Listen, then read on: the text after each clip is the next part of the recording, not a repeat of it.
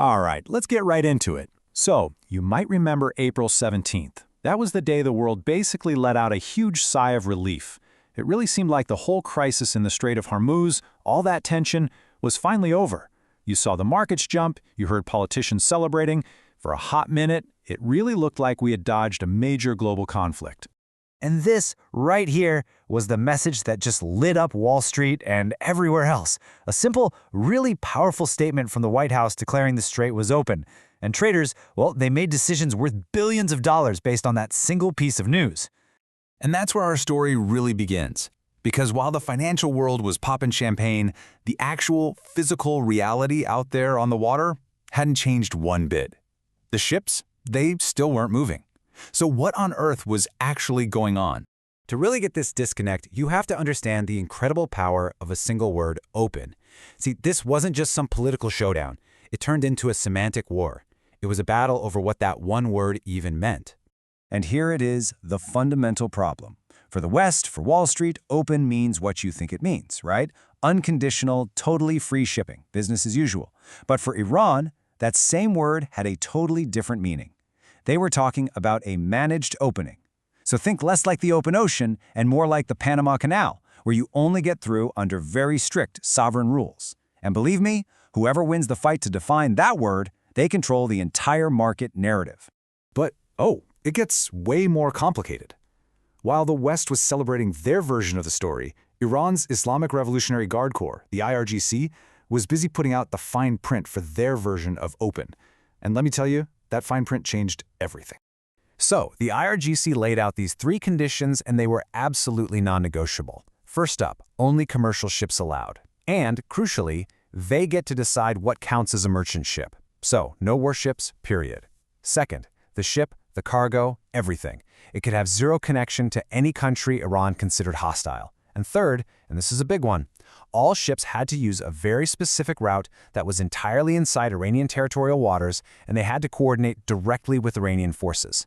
This wasn't an open sea. It was a checkpoint. And here's the kicker. This was not some kind gesture of goodwill. Oh no, Iran fully intended to charge ships transit fees to pass, just like the Suez Canal does.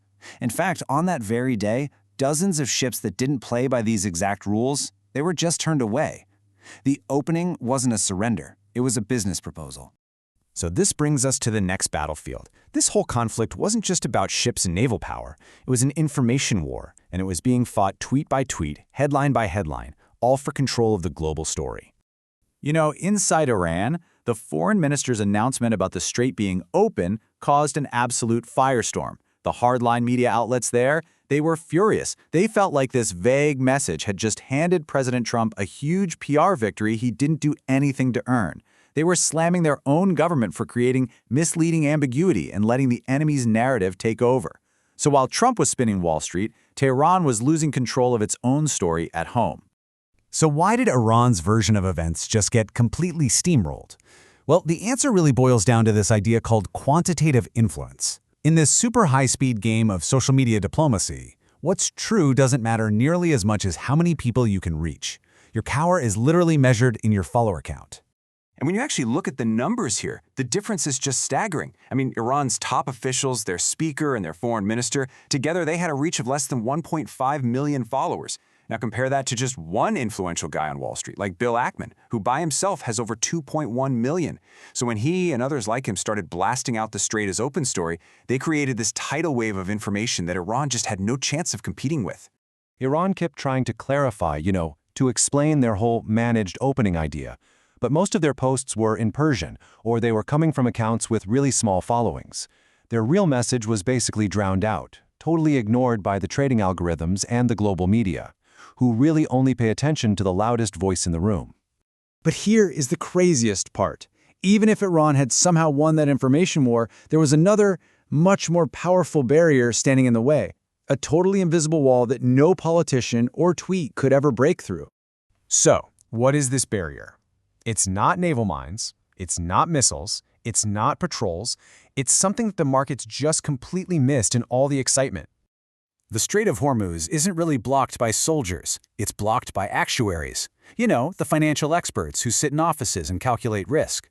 The real power here isn't with governments, it's with the global insurance industry. Okay, here's the bottom line, and it's actually pretty simple. A commercial ship cannot move, legally or financially, without shipping insurance. It's just not possible. And right now, that very specific war risk insurance you need to go through the strait is either totally unavailable or so crazy expensive that no one can afford it. And without that one piece of paper, shipping companies can't get contracts, they can't get funding, they can't even hire a crew. So at the end of the day, even if Iran screamed from the rooftops that the strait was wide open, the Western-controlled insurance system was keeping the gates locked tight. So what we all witnessed was really a masterclass in controlling a story. It was a massive victory on the stock market based entirely on a perception that was completely 100% disconnected from the physical reality of the global supply chain. The money moved, sure, but the ships did not. And that really leaves us with a huge critical question. In a world where entire financial markets can be swung by a single word or a tweet, what happens when the stubborn facts of the real physical world can't be ignored anymore? What happens when perception finally crashes into reality?